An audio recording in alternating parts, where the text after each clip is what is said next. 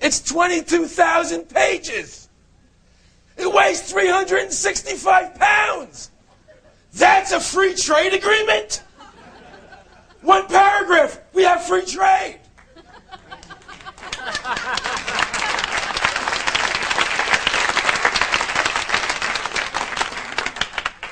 No one, not even your congressman or your senators, read it. It would take 4 senators just to lift the thing. Jose, bring out Gat. Bring out Gat.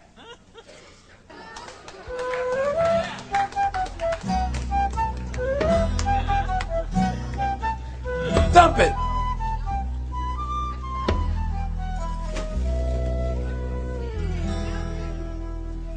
You okay, Jose? I don't want you to get hurt. I'm the star here, Jose.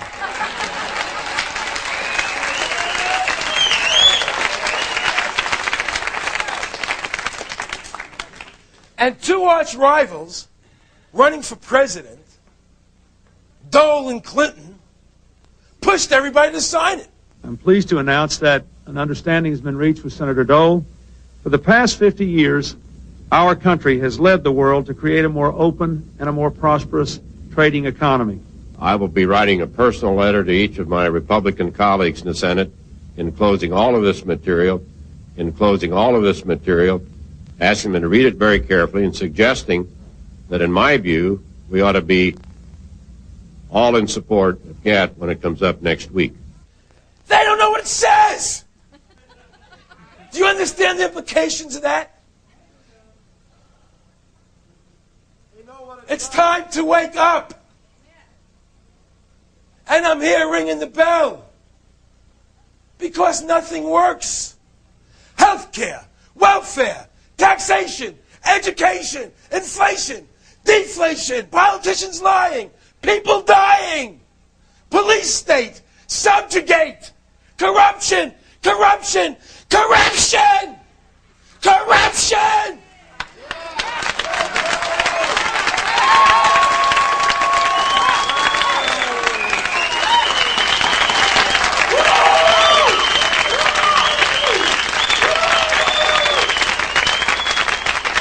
Are you mad yet? Yeah. Let me hear I'm mad as hell, and I'm not going to take it anymore.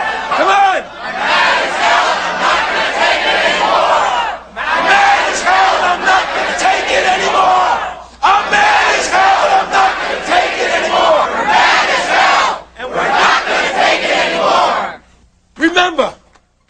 Remember, fighting for freedom is an old American tradition. We will not be denied.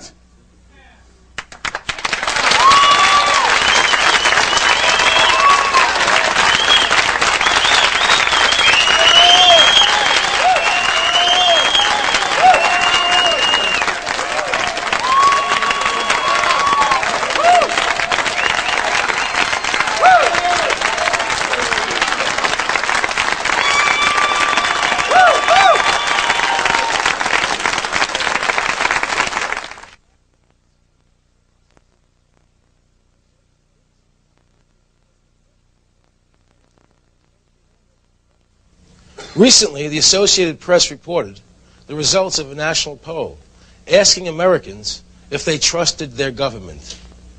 70% did not. One of the reasons this figure is so high is people are becoming more aware that we have all but lost our rights to due process and the presumption of innocence until proven guilty. A man's home is no longer his castle. Tonight's show is going to focus on asset forfeiture. Using that catchphrase, government agencies can lawfully storm your residence and seize all your assets. That includes your home and your bank accounts.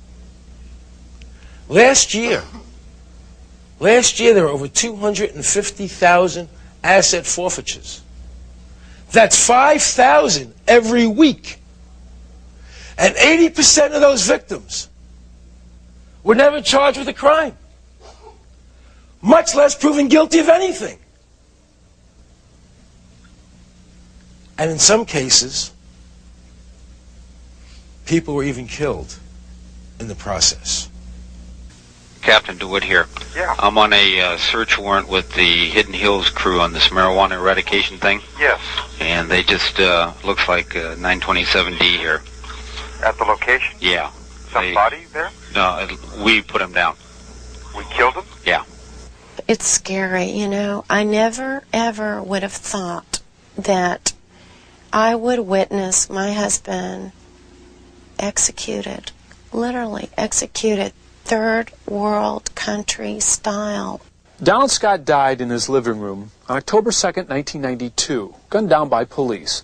Now, his widow says that Donald was the victim of a law that makes the seizure of private land so financially attractive to law enforcement agencies that they have begun to assume private citizens guilty till proven innocent. The story begins here at Trails End Ranch, 200 acres in Malibu, California. Current value $5 million.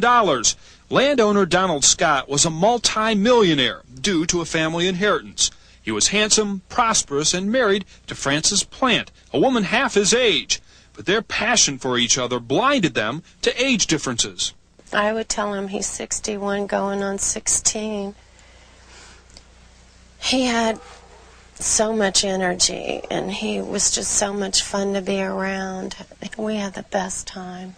We just had a ball. I don't think any two people have ever been happier. But their idyllic life at Trails End soon became a gothic nightmare. Good morning. I'd like to welcome you all to Rancho Sierra Vista Sat We Will on behalf of the National Park Service. In the 30 years since Donald Scott purchased his ranch, the National Park Service had bought up every available land parcel surrounding Trails End, making Scott's land a choice morsel for federal acquisition. The Park Service judged Trails End crucial to complete its federal land acquisitions agenda. Friends say that the Park Service had approached Donald repeatedly about selling, but he refused. Donald always had a feeling that the government would do something, or the national park wanted this land to the point of where they would do anything to get this land, even kill him. Ironically, Scott predicted his own death, but it was not by the Park Service. 2 years ago, the L.A. County Sheriff's Department claimed they had received an anonymous tip about Trails End Ranch. Captain Larry Waldy ran the narcotics unit at the time. We then got a tip from a reliable informant that, in fact, that marijuana, large amounts of marijuana were growing there. It was 1993. L.A. County was in fiscal crisis. Law enforcement budgets were scant, and like other agencies, the Sheriff's Department was scrambling for extra funds. More and more, they were forced to rely on the proceeds of drug busts to supplement crippled budgets. In effect, our civil servants became revenue producers.